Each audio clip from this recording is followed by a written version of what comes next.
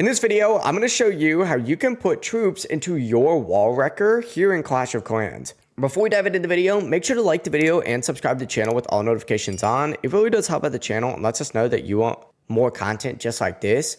But if you want to get your troops in your wall wrecker, let me show you the simple method. First things first, when you do train a wall wrecker here in Clash of Clans, it doesn't come with any troops by default.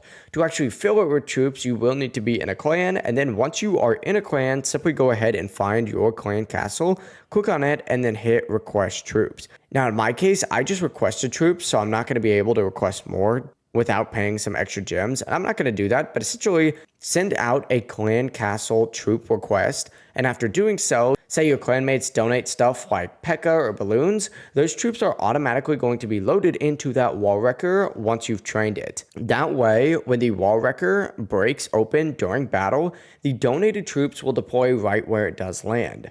But that's exactly how a wall wrecker works. If this video did help you out, don't forget to like the video, subscribe to the channel with all notifications on, and check out the channel for more Clash of Clans tips and tricks. We'd greatly appreciate it. It does help out the channel. Have a great rest of your day. Peace.